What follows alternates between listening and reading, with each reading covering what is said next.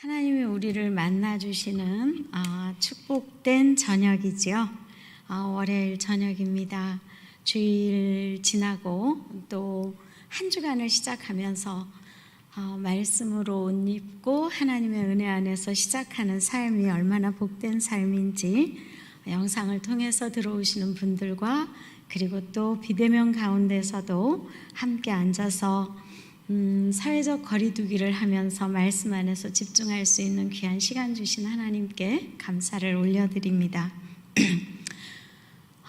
신년을 시작하면서 대덕 한빛교회는 회복이라는 주제로 신년 말씀 잔치를 하고 있습니다. 어제는 예배의 회복에 대해서 생각해 보았습니다. 오늘은 우리의 정체성 회복에 대해서 생각해 보려고 합니다. 여러분 자신이 누구인지 생각해 보셨습니까? 나는 누구인가? 이 질문에 대한 정확한 대답을 얻을 때 내가 왜 살아야 하는가? 그리고 앞으로 나의 남은 삶을 어떻게 살아갈 것인가 결정할 수 있을 것입니다. 나이가 들어가면서 참 많은 고민이 생깁니다. 주위의 사람들을 의식하지 않고 내 가슴속 깊은 곳에 묻어두었던 꿈, 비전, 그리고 하고 싶었던 일들을 하나하나 나이 들면서 꺼내보기 시작했습니다. 어느 순간 20대에 꿈 많은 소녀 시절이 있었고 30대에 또 40대에 그냥 훅훅 지나가는 이 시간들 속에 이제 70을 바라보면서 이런 질문을 해봅니다. 내가 원하고 내가 계획하고 내가 생각했던 일들을 얼마나 이루었는가? 여러분 스스로도 한번 생각해 보셨으면 좋겠어요. 나는 내가 계획하고 생각했던 것을 지금 30대라면 앞으로 어떻게 이루어갈 수 있을 것인가? 그리고 지금 40대라면 어느 정도 이루었을까? 50대라면 하나님의 앞으로 남은 생을 통해서 어떻게 무엇을 이루어 가기를 원하실까? 저처럼 60대 중반을 지나 후반을 살아가신다면 하나님이 나의 남은 생을 통해 이루려고 하시는 것이 무엇인가 생각해 보았으면 좋겠습니다. 한마디로 말하면 내가 생각했던 것과는 너무나 다른 삶을 살아왔다라는 생각을 하는 분들이 많을 것입니다. 앞으로 내가 살아가야 할 이 삶의 여정 속에 여전히 안개 속을 헤매듯 정신없이 살아갈 것인가? 억울하게 나의 남은 인생을 살지 않고 하나님의 계획과 하나님의 인도하심을 따라 살아가려고 한다면 나는 누구인가 정확하게 짚고 넘어가야 할 것입니다. 오늘 목사님과 함께 읽은 하나님의 말씀 속에 모세라고 하는 위대한 종, 하나님의 종, 그가 40년 동안 자기 자신을 잃어버린 채 산 삶의 모습을 함께 보았습니다. 모세, 그는 80에 오늘 목사님과 함께 읽었던 내용이 나오지만 처음 출생에서부터 쉽지 않은 삶이었습니다. 태어나는 순간 그는 죽음의 공포에 시달려야 했습니다. 당시 애굽 나라에서는 이스라엘 백성의 남아들이 태어나면 태어나자마자 죽이라는 명령이 떨어졌습니다. 태어나면서 죽어야 하는 모세, 그가 하나님의 특별한 보호하심 아래 100일 동안 부모의 품에서 살게 되죠. 모세라고 하는 이 아이가 얼마나 준수하고 얼마나 하나님의 보호하심 속에 꼭 필요한 다음 세대의 지도자라고 생각해서 잘 키웠는지는 모르지만 그의 준수함을 보고 아이를 죽일 수가 없었던 부모의 절절함이 출애굽기 2장에 기록되어 있는 걸 볼 수 있습니다. 아이의 울음소리가 밖으로 새어나갈 즈음 나일 강에 버리기로 결정하고 갈대 상자에 아이를 놓고 흘려보내죠. 그러면서도 내심 이 아이가 가다가 어떻게 죽임을 당하지는 않을까? 어떻게 될까? 어머니 그리고 누이가 계속 보고 있죠. 그 가운데 하나님께서는 바로의 공주의 아들로 입양되게 하시고 40년 동안 왕궁에서 하나님이 계획하신 그 계획대로 훈련을 받으며 성장하게 됩니다.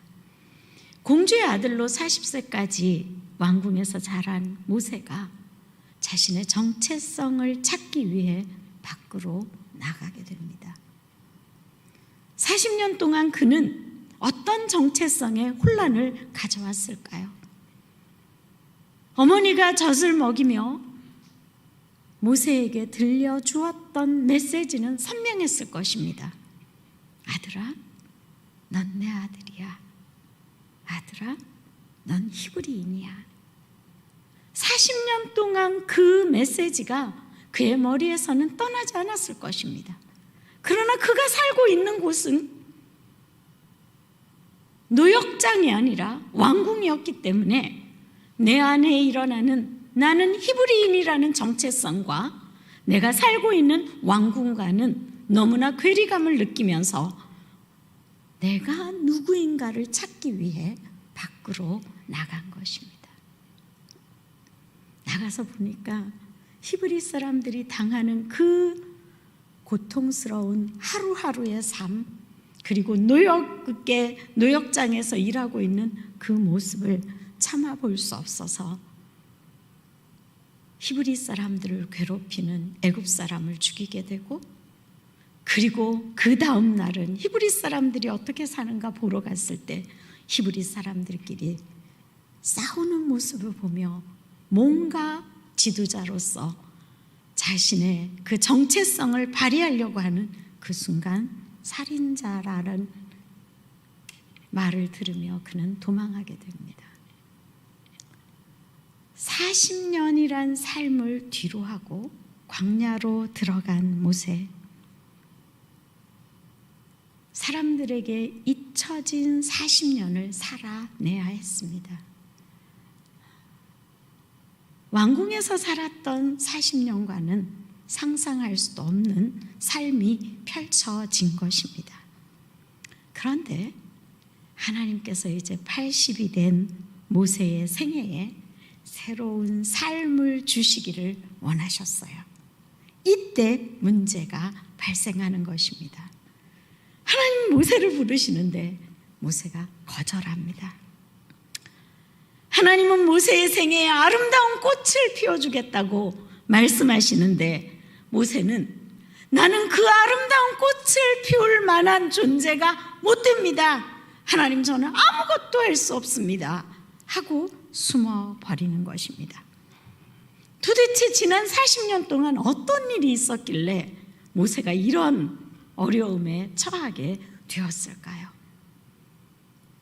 하나님이 그에게 뭔가를 일을 맡기려고 했을 때 난 아무것도 할 수 없는 사람이라고 생각할 정도로 모세는 심각한 열등의식이라는 병에 걸려 있었습니다. 우리가 하나님을 섬길 때 교만하거나 자신을 과신하는 것은 하나님의 사역을 크게 방해합니다. 나는 뭔가 할 수 있어, 뭐든지 할 수 있어 라고 한다면 아무것도 할 수 없을 것입니다. 그러나 지나치게 자기 비하를 하거나 열등의식에 빠져 있어도 하나님의 사역을 방해할 수 있다는 것입니다. 모세는 40년 동안은 지나치게 자기 과신을 했어요. 그래서 내가 나가서 히브리 사람들을 도우면 히브리 사람들은 나를 따를 것이야 라고 하는 정말 힘있는 내가 할 수 있어 라고 하는 자신감이 있었다면 40년 또 광야 생활을 하고 난 뒤에는 나는 아무것도 할 수 없어 라고 하면서 자기 자신을 완전히 깨트려 버렸습니다. 내가 깨어지고 하나님이 살아나면 괜찮습니다. 그런데 내가 깨어지면서 하나님이 일을 시키려고 하시는 그것조차도 하실 수 없습니다 하고 하나님까지 거절하는 열등의식에 빠져들게 되었다는 것입니다. 하나님은 모세를 이스라엘의 지도자로 세우기 전에 이 심각한 열등의식을 치유하셔야 하셨습니다. 그래서 하나님께서 모세의 내면 깊은 곳에 그 아픔을 끌어올려서 치유하기 위해 모세를 찾아가신 것입니다. 그리고 하나님은 대화를 시작하셨습니다. 상한 감정을 치유하려고 하면 대화가 필요합니다. 요즘 자녀들과 부모 사이에 대화가 잘 안 이루어지죠. 조금만 나이가 들어도 아이들은 엄마와 아빠와 대화를 하려고 하지 않습니다. 왜일까요? 소통이 안 되기 때문에. 내가 무슨 말을 하는지 엄마는 모르잖아? 아빠는 모르잖아? 내 마음에 어떤 아픔이 있는지 감히 상상이나 되세요? 라고 하고 아이들도 마음을 닫아버리고, 내가 너에게 주려고 하는 이 엄청난 사랑, 좋은 것 주려고 하는 부모의 이 사랑을 네가 왜 거절하냐고 하면서 대화가 단절되죠. 그런데 하나님은 우리를 찾아오셔서 대화하시기를 원하십니다. 모세의 아픈 상처들을 끌어올려 치유하기를 원하셨습니다. 모세를 치료하셔서 이스라엘의 지도자로 세우려고 하신 그 하나님, 오늘 저와 여러분을 찾아오셔서 치료하시기를 원하십니다. 모세가 하나님의 치료를 통해 자신이 누구인지를 발견했듯이 이 시간 하나님께서 우리를 치료해 주시고 우리 자신이 누구인가를 발견할 수 있도록 인도해 주실 것입니다. 나는 누구입니까? 첫째, 나는 상처 입은 영혼입니다. 저만 상처 입은 영혼일까요? 영상을 보고 계신 우리 대덕 한빛교회 성도들은 상처 입지 않으셨나요? 하나님은 문제를 해결하기 전에 반드시 문제를 수면 위로 올려놓으십니다. 문제가 드러나야 그 문제를 치료할 수가 있습니다. 의사가 수술하기 위해 환자를 정확하게 진단하고 환자의 병을 수면 위에 올려내야 그 수술을 정확하게 할 수 있는 것처럼 하나님은 모세와 대화하면서 모세의 치부를 드러내기 시작했습니다. 우리가 직면하는 문제 가운데 어떤 것들은 시간이 지나면 저절로 사라지기도 하고 해결되는 문제들이 있기도 합니다. 그러나 어떤 문제는 반드시 짚고 해결하지 않으면 계속해서 암덩어리처럼 점점 커지고 그것 때문에 아무 일도 할 수 없도록 만드는 그런 문제들이 있을 수 있습니다. 모세가 직면한 문제가 바로 해결하지 않으면 안 되는, 모세가 하나님께서 지도자로 세우려고 하면 반드시 짚고 넘어가야 하는 상처받은 영혼의 문제를 드러내신 것입니다. 하나님의 치료 방법을 통해 모세는 자기 자신을 발견하는데 눈을 뜨게 됩니다. 이 문제는 오늘을 살아가는 우리의 문제이기도 합니다. 내가 누구인가를 찾아가기 위해 저와 함께 한 걸음 발을 띄워봤으면 좋겠습니다. 나는 상처 입은 영혼, 그래서 치료받아야 할 영혼이라는 사실입니다. 어떤 상처 입은 영혼일까요? 첫째는 자기 상실의 문제를 가지고 있습니다. 모세는 자기가 누구인지 모른다고 이야기했습니다. 자기를 잃어버렸어요. 현대인은 자기를 잃어버리고 정신없이 살아가는 사람이라고 말해도 틀리지 않습니다. 회사에 가면, 연구실에 들어가면, 또는 학교에 가면 그냥 정신없이 공부하고 정신없이 연구하고 정신없이 일하고 그냥 살아가다 보면 내가 누구인지를 잃어버리고 일에 취해, 그리고 뭔가 하고 있는 것에 취해 정신없이 살아갈 수 있습니다. 하나님의 백성인 이스라엘 백성을 인도하라는 하나님의 명령 앞에 모세가 보인 첫 번째 반응이 이겁니다. 도대체 제가 누구입니까? 하나님. 제 말이 아니라 출애굽기 3장 11절에 모세가 한 말입니다. 자기 상실한, 자기를 잃어버린 모세의 이야기를 한번 보시겠습니다. 모세가 하나님께 아뢰되 내가 누구이기에 바로에게 가며 이스라엘 자손을 애굽에서 인도하여 내리까? 감히 하나님 앞에 반문을 해요. 하나님이 일을 시키면 할렐루야, 제가 주님을 위해 헌신하겠습니다, 제가 주님을 위해 살겠습니다, 이렇게 나가도 지금 부족할 상황에 제가 누구기에 전 제가 누구인지 잃어버렸어요. 하나님, 제가 어떻게 바로에게 가요? 제가 이스라엘 백성들을 애굽에서 인도한다고 못해요. 자기 상실한 사람들이 보이는 반응입니다. 모세는 광야에서 40년 동안 깨어지면서 자기 자신이 누구인지 모르는 자기 상실의 문제에 빠져들기 시작했습니다. 모세가 경험한 자기 상실의 문제는 지금 우리가 경험하는 문제인지도 모르겠습니다.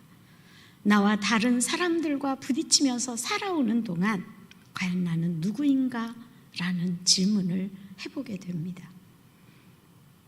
부모와 형제 사이에서 내가 도대체 누구인가? 사회생활하는 가운데서 난 도대체 왜 이 자리에 있는가?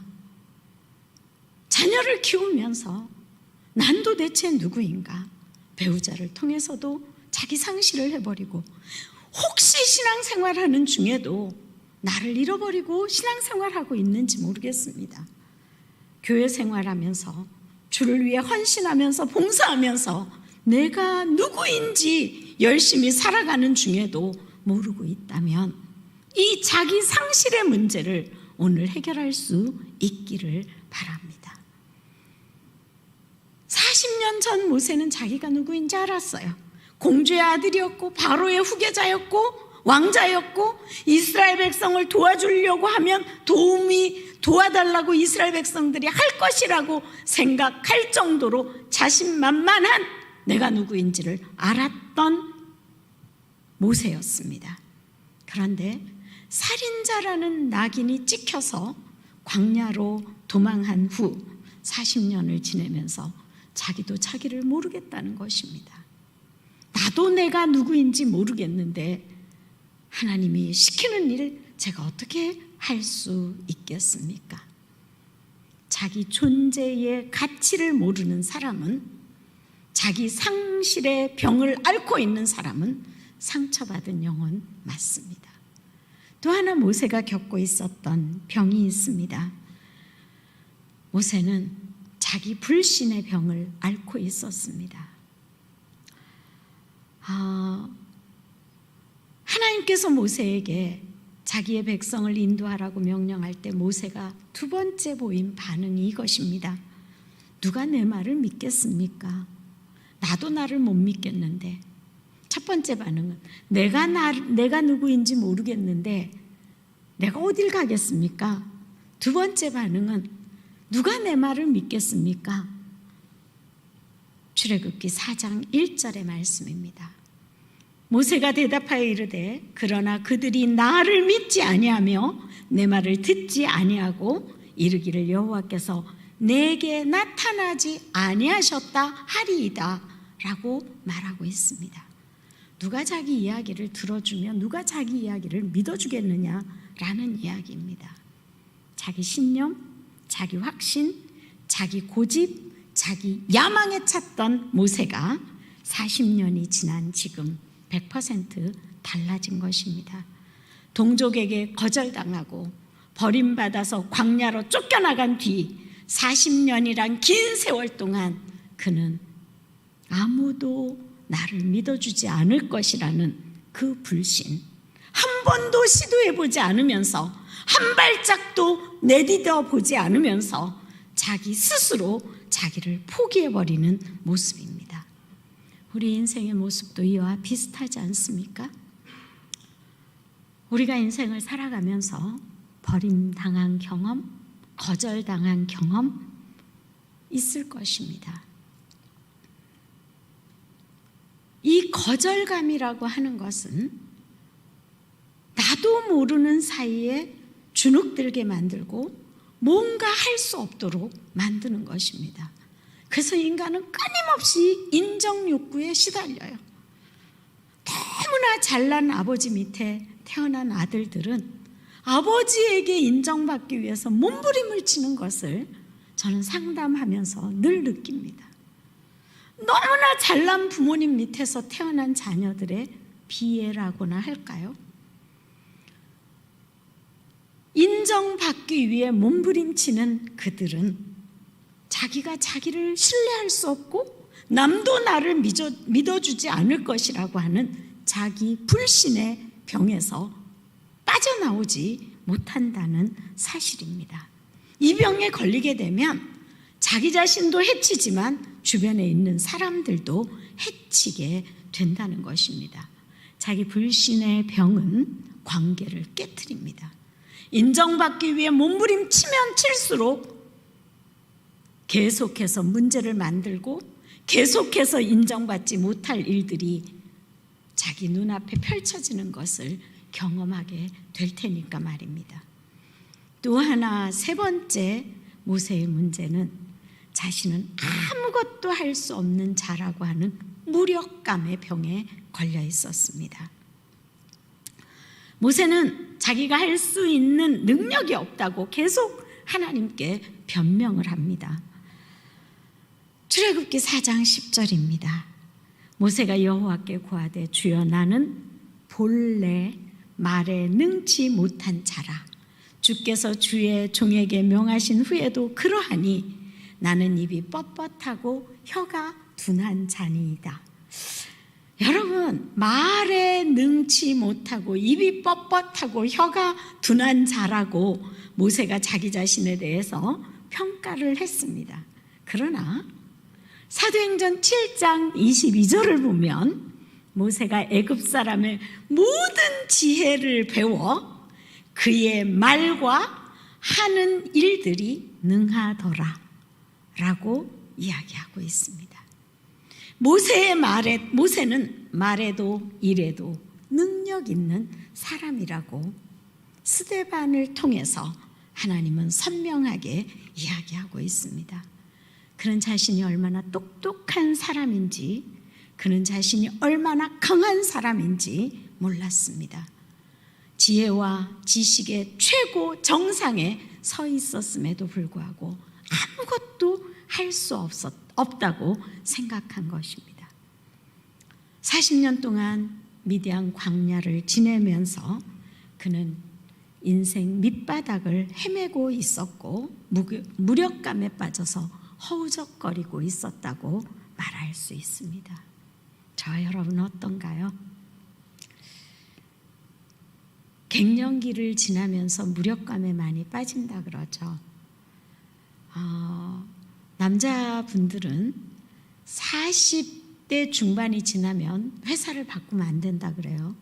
왜냐하면 그 40대에 넘어가면서 이직의 유혹을 굉장히 많이 느낀대요. 근데 40대 중반이 지나면서 이직했을 때 실패할 확률이 높다 그러죠. 왜냐하면 감정적으로 문제가 있을 때 결정하는 일이기 때문에 그렇다고 이야기를 합니다. 이제 뭔가 새로 시작하기엔 너무 늦은 나이라고 생각할 때 무력감에 빠질 수 있습니다. 열심히 일했는데 실패했을 때 무력감에 빠질 수 있죠. 모세가 그랬어요. 내가 열심히 이스라엘 백성들을 도와줄 수 있다고 생각했는데 살인자의 낙인이 딱 찍히면서 난 아무것도 할 수 없다고 무력감에 빠진 것입니다. 내 삶의 현실이 나를 무력하게 만든다고 생각할 수도 있습니다. 또 하나 모세가 네 번째 가지고 있었던 상처는 과소평가의 문제입니다. 모세는 자기 자신에 대해서 과소평가하면서 행동은 불순종으로 나타났습니다. 새해가 되면 항상 교회 안에서 해야 될 일들이 새롭게 우리에게 주어집니다. 그때마다 우리는 다시 한번 신앙을 재정비해야 되는데 그때마다 우리는 어떻게 반응합니까? 저는 못해요, 부족해요, 이 말을 하죠. 근데 한국 사람들은 그 말을 잘 분석해서 들어야 합니다. 모세는 이때 자기를 과소평가한 이 부분이 진심이었으리라고 생각해요. 근데 한국 사람들은 제가 교역자 입장에서 성도들에게 집사님, 권사님 뭐 좀 해주세요 하면 제가 부족해서 할 수 있을까요? 못하겠어요. 그러면 한 번 거절하면 그게 진심인 줄 알았어요. 근데 나중에 그 일을 안 맡기고 딴 분에게 맡겼더니 돌아서 들어온 소리가 한 번 더 부탁해보지, 어떻게 한 번 말 딱 해보고 그냥 거두어가?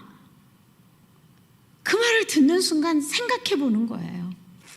그러면 못해요, 죄송해요, 이 말은 어떤 의미일까? 한국 사람은요, 2번, 3번 부탁해서 그렇게 해야 네, 감사합니다 하는 게 겸손이라고 생각을 해요. 그런데 모세는 자기 자신을 과소평가한 것은 아픔이었고 상처받은 영혼으로 과소평가한 것입니다. 뭐라고 말합니까? 출애굽기 4장 13절을 보면 모세가 이르되 주여 보낼 만한 자를 보내소서. 저는 보낼 만한 사람이 아닙니다. 저는 무가치한 존재입니다. 지나친 겸손, 이것으로 하나님 앞에 불순종하는 모습을 보게 됩니다. 할 수 없다는 말로, 부족하다는 말로, 무가치하다는 말로 하나님의 사역을 거절하는 것이죠. 모세가 자기 자신에 대한 과소평가의 문제는 저와 여러분의 문제이기도 합니다.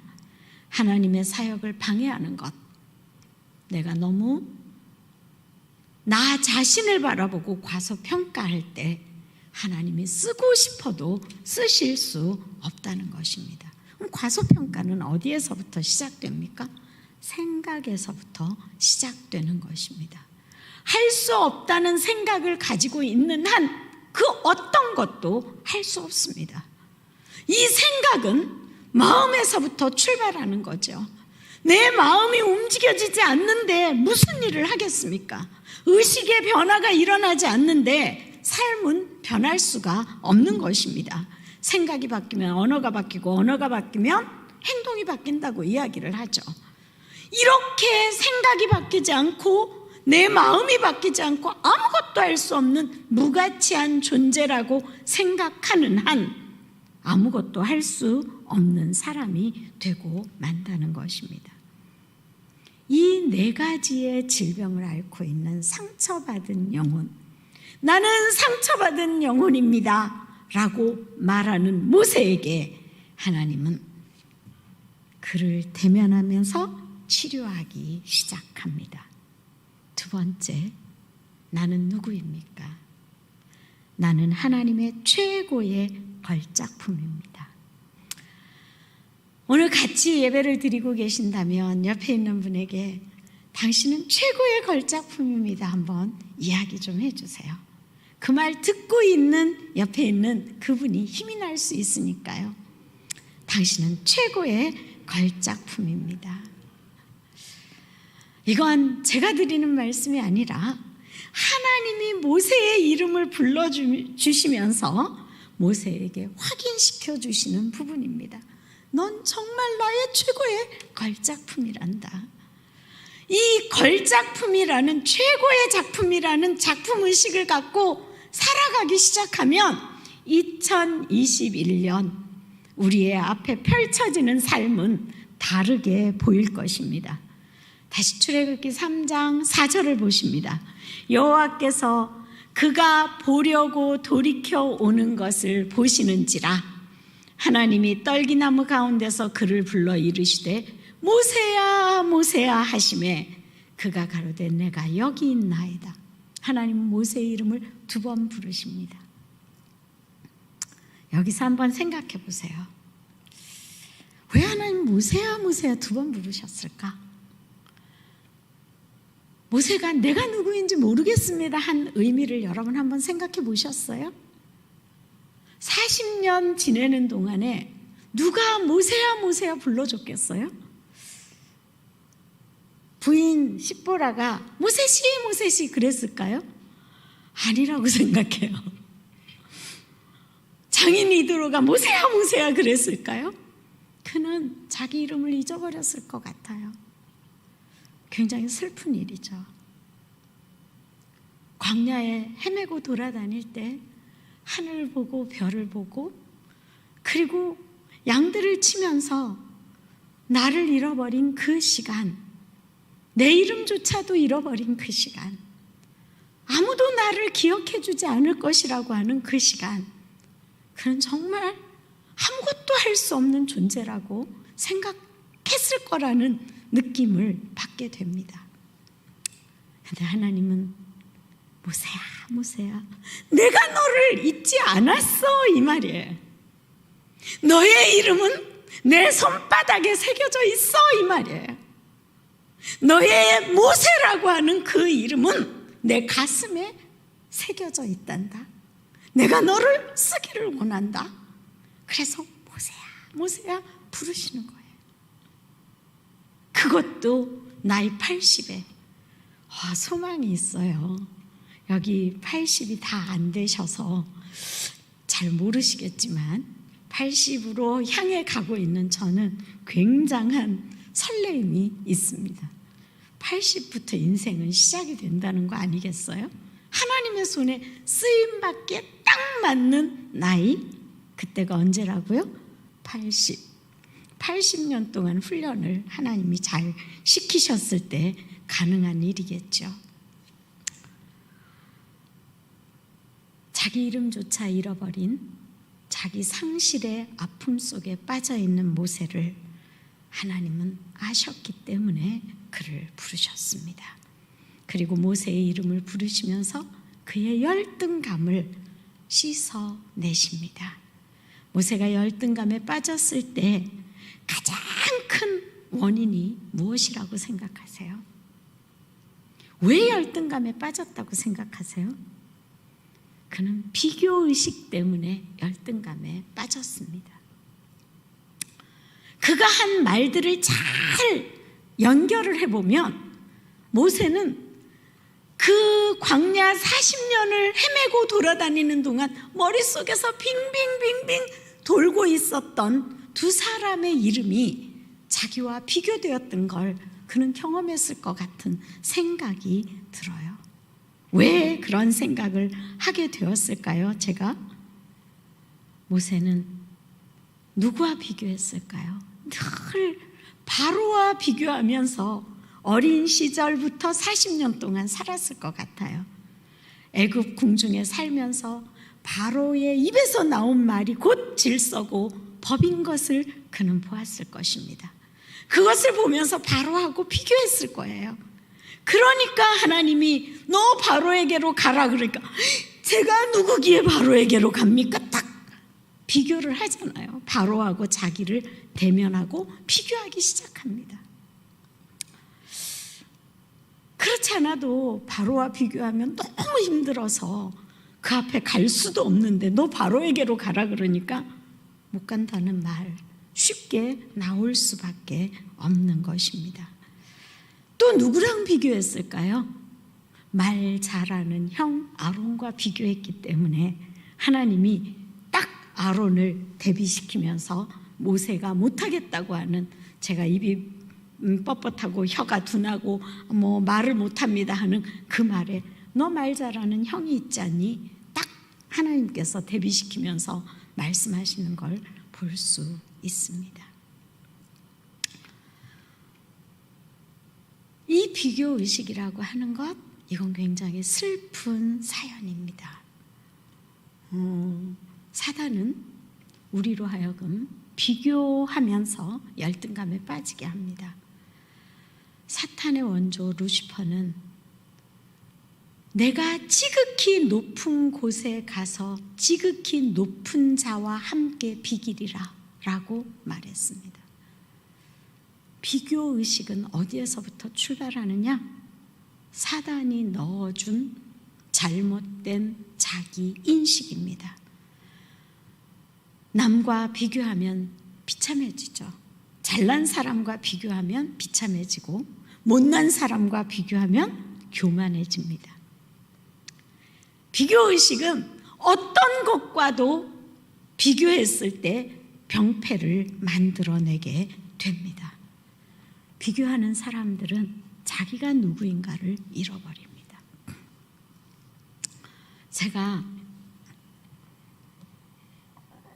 저는 어려서부터 누구랑 비교하면서 제가 못났다고 생각해 본 적이 그렇게 흔하지 않았어요. 그리고 제가 이렇게 키가 작고 정말 짜리몽땅했다고 생각해 본 적이 거의 없어요. 근데 82년 12월 어느 날 옥하는 목사님 댁으로, 이제 교회가 조그만 개척교회였으니까 목사님 댁으로 출근을 했었어요. 어느 날 목사님이 이제 사모님이 식사를 준비하시면 이렇게 음식을 식탁으로 이렇게 옮겨 놓는데, 식탁에 앉아서 이렇게 보시더니 이러시는 거예요. 강전도사, 너는 왜 이렇게 조그마니? 이러는데 제가 깜짝 놀랐어요. 예? 제가 조그매요? 그러니까 또 목사님이 저를 2번 죽이셨어요. 그럼 큰 줄 알았더냐? 그 다음부터요, 비교의식이 들어온 거예요. 그 전에는 제가 그때 당시에 80년대 초반에는요, 버스를 타면 안내양이 있어서 사람을 막 밀어 넣었어요. 서울에 가면 아침 출근길에 그 전철을 타면 막 밀려 들어가는 그 일이 버스에서 일어나는 거예요. 근데 키가 큰 사람들은 싹 안으로 들어가서 이 대롱을 잡거든요. 그래서 저는 이게 잡히지가 않으니까 안내양 바로 옆에 있는 큰 봉 옆에 딱 붙어서 사람들에게 밀리지 않으려고 막 몸부림을 치고 서 있었는데, 비교를 딱 하니까 화가 나는 거예요. 아, 내가 저기 가서 이거 못 잡은 건 키가 작아서네?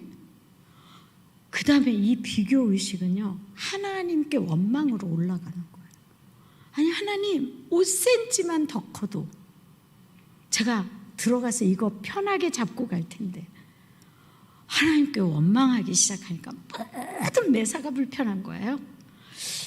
옷장에서 옷을 꺼낼 때도 의자 놓고 올라가서 꺼내는 거 별로 어렵지 않았어요. 한번 올라가서 꺼내면서 5cm, 이 5cm가 저에게는 완전히 계속 머리를 두들기는 거예요. 싱크대 위에 있는 거 꺼내려고 해도 5cm. 그래, 하나님, 비교를 하니까 비참한 거예요.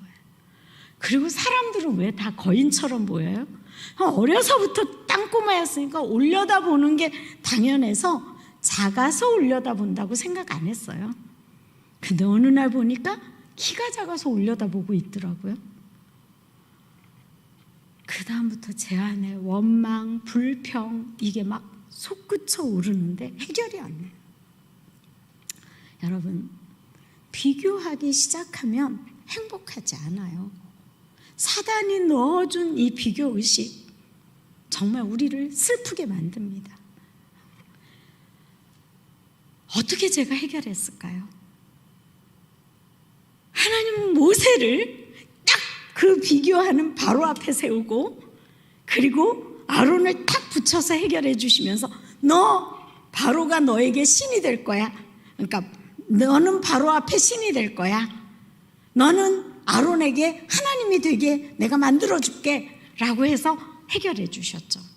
저는 시편 139편 14절을 읽으면서 해결을 봤어요. 하나님이 나를 지으심이 심요막측하심이라 그 말씀을 읽게 됐어요. 제가 아침에 딱 눈을 뜨면 시편 5장을 읽어요. 그래서 40년 넘게 시편을 한 달에 한 번씩 읽어요. 밤에 잠자기 전에는 잠언을 날짜별로 읽어요. 어제는 17장을 읽었고 오늘은 18장을 읽고 잠을 청할 거예요. 아침에 시편으로 영혼을 샤워하고 그 다음에 몸을 샤워하고 정리를 하고 뭔가 그 다음 큐티를 하고 말씀을 보고 이 순서가 진행되는 순서가 그런데요. 139편 14절을 읽는데 여러분 성경을 읽으면서 글씨가 통통통통 튀어오르는 경험 해보시죠. 평생에 몇 번 안 하실지도 모르지만 그날은 그게 눈에 확 띄었어요. 심요막측이라는 단어가 움직이기 시작하는데 이게 뭐지? 하나님이 나를 지으심이 심요막측? 도대체 이게 뭐야? 원문을 찾아보니까 최고의 걸작품이에요. 거기서요 저 그냥 꼬꾸라졌어요. 걸작품이라는 이 최고의 걸작품이라는 이 부분에서 제가 완전히 손을 딱 들고 아버지하고 꼬꾸라졌어요. 왠지 아세요? 키가 짜리몽땅해도 하나님이 지으신 최고의 걸작품이에요. 아멘 아니신가요? 키가 커도 최고의 걸작품이에요. 반대로 눈이 찌그러져도 최고의 걸작품이에요. 장애를 가져도 최고의 걸작품이에요. 하나님이 지으신 것은 최고의 걸작품이에요. 저는 이걸 깨닫고 통곡을 했어요. 누가 뭐라고 해도 나는 그때 당시에 65억 인류 중에 강명옥 하나밖에 없어. 하나님이 지으신 하나님의 딸 나 하나야. 고유한 거예요. 아멘이죠. 그 다음부터요 제가 이게 싹 사라졌어요. 그러고 나니까 얼마나 감사한지 특별히 운동하지 않아도 옷 꺼내러 올라갔다 내려오면서 운동이 되는 느낌?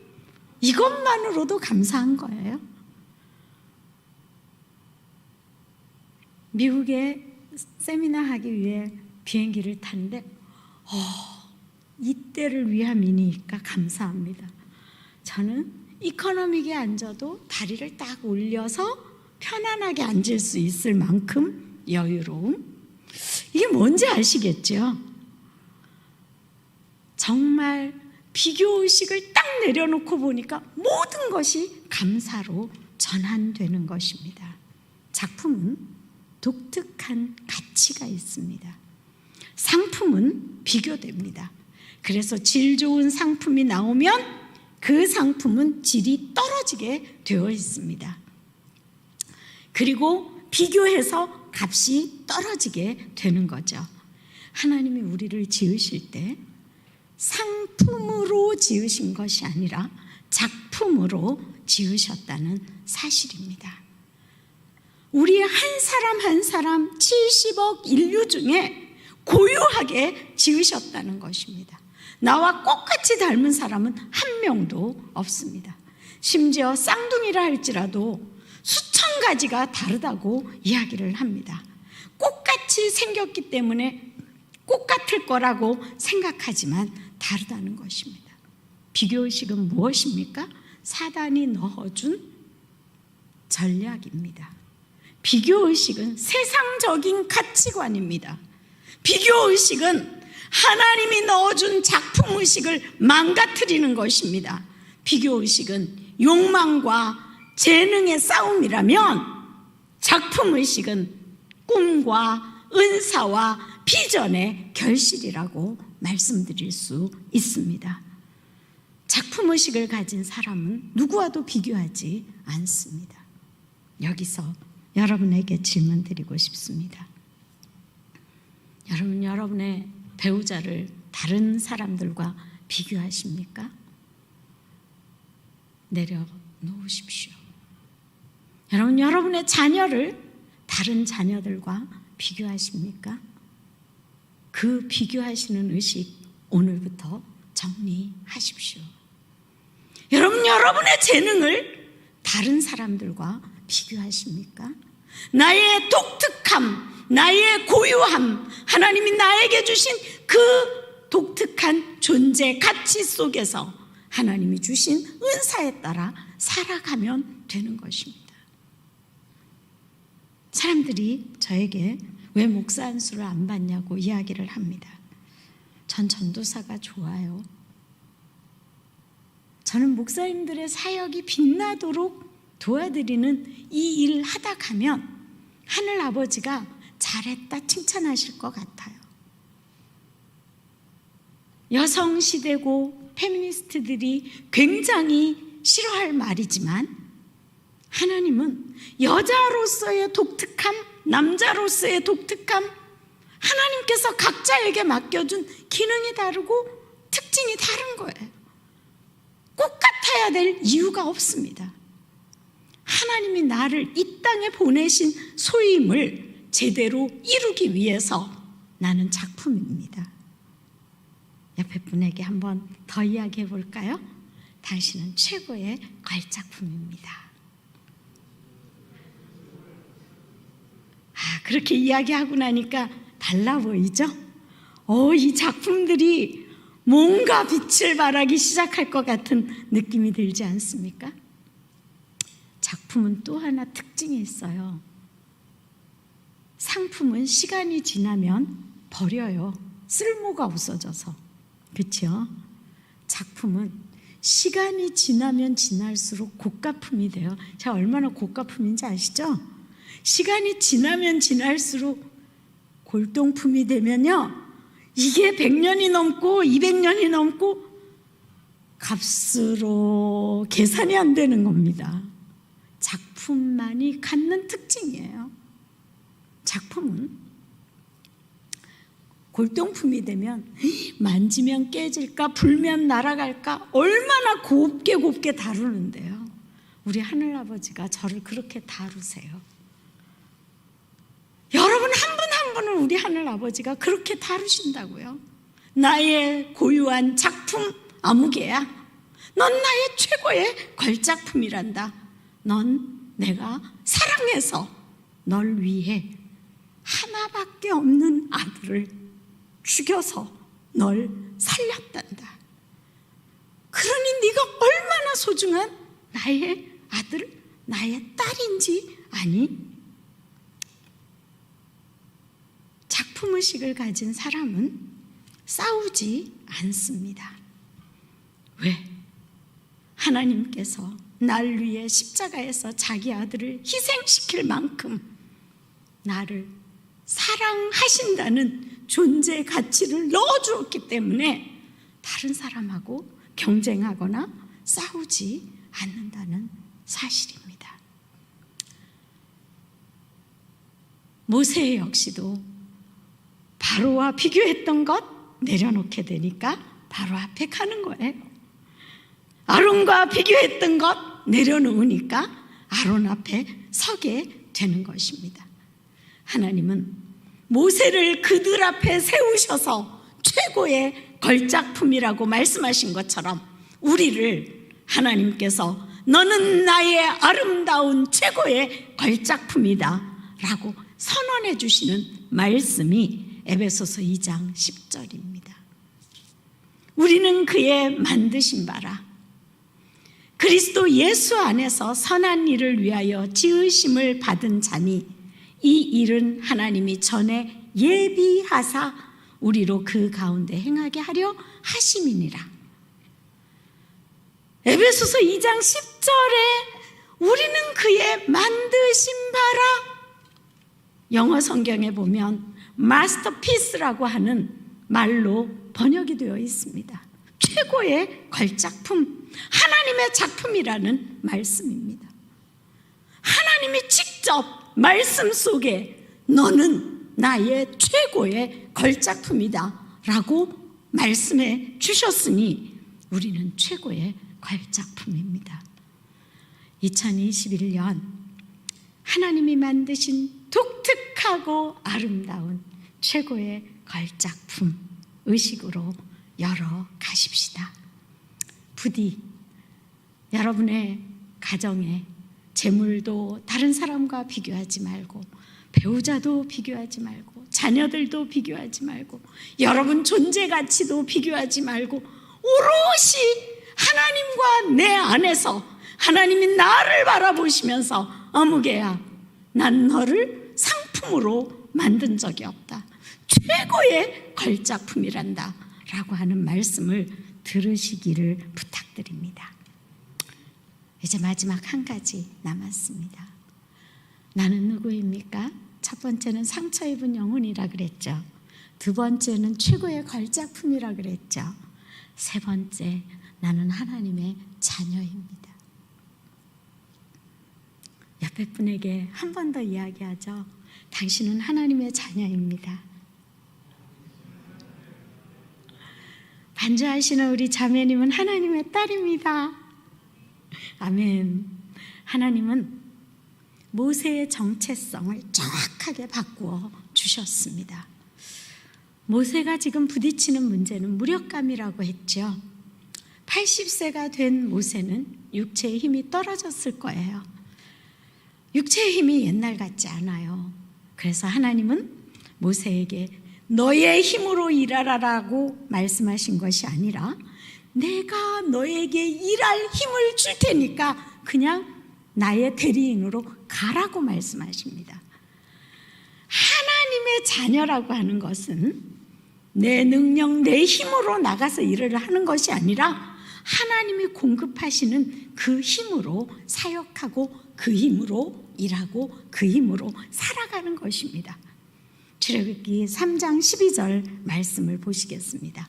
하나님이 이르시되 내가 반드시 너와 함께 있으리라. 아멘이죠.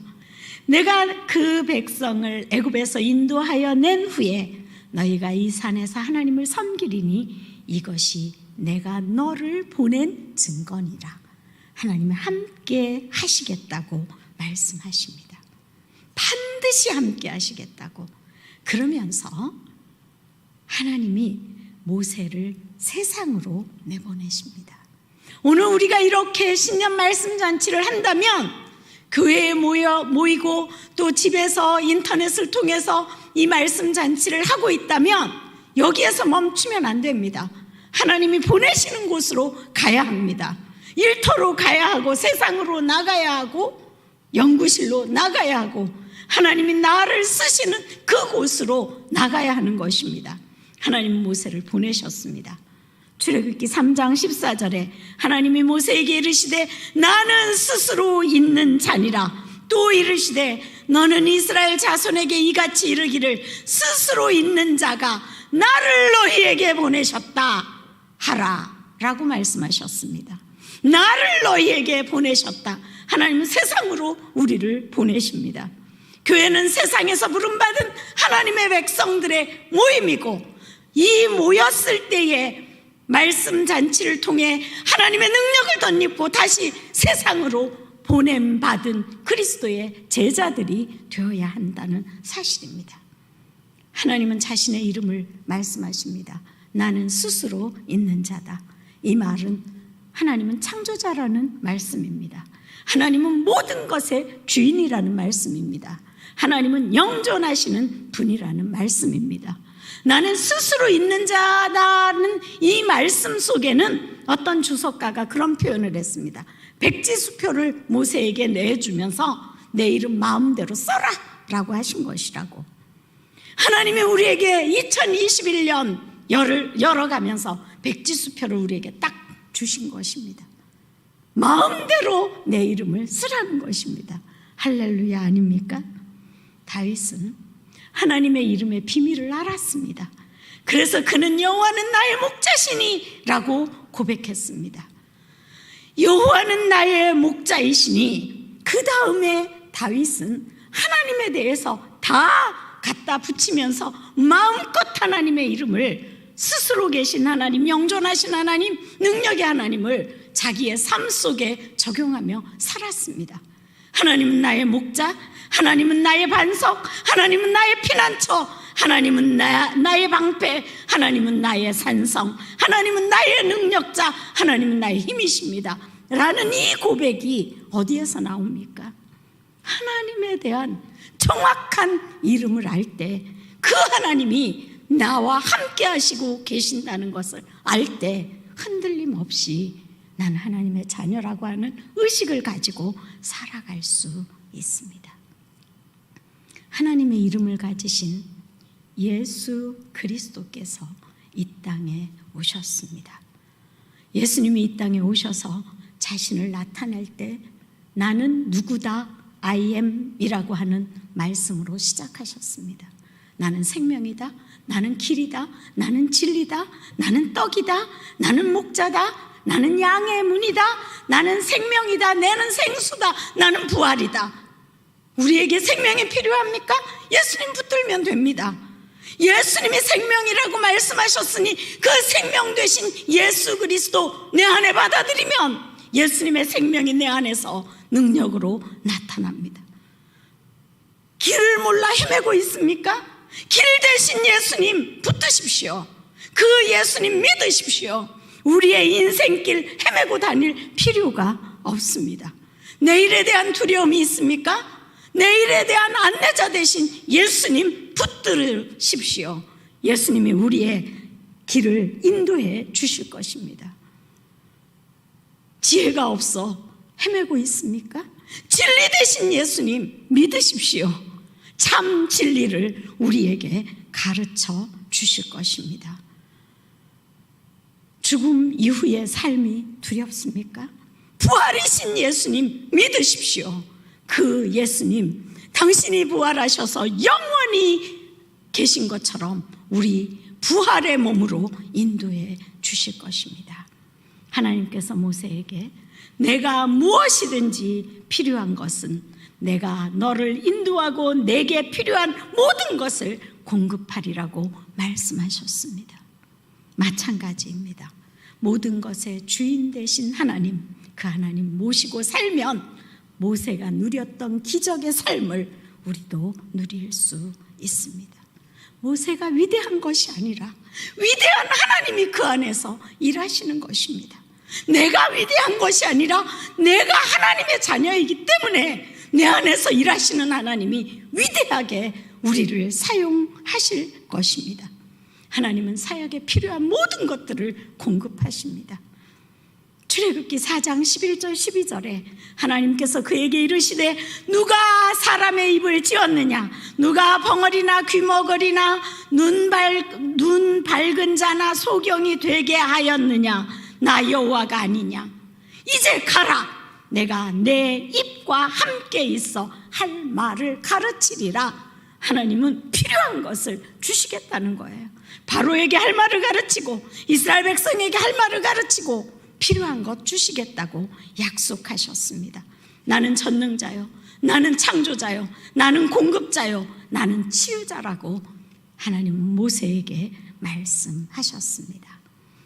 마태복음 28장 20절에 예수님께서 세상 끝날까지 우리와 함께 하시겠다고 약속하셨습니다. 모세와 동행하셨던 그 하나님 오늘 우리와 동행합니다.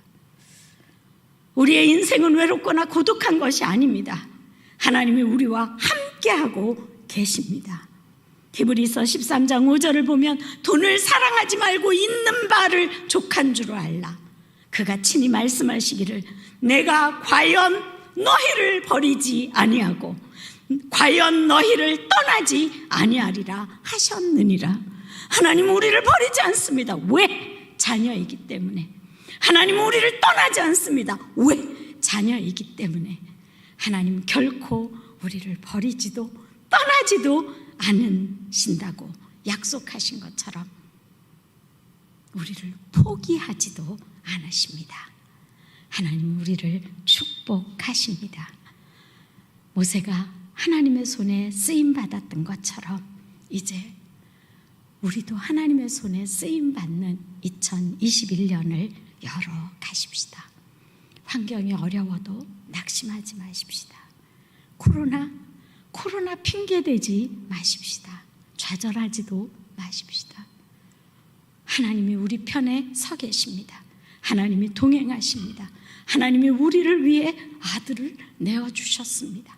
하나님이 우리를 위해 아들을 십자가에서 죽이셨습니다. 우리의 가치는 십자가의 가치입니다. 얼마나 대단한 가치입니까?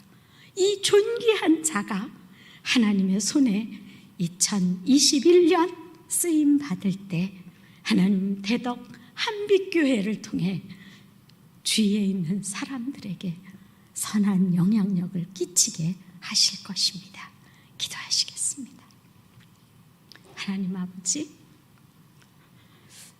나는 상처 입은 영혼입니다.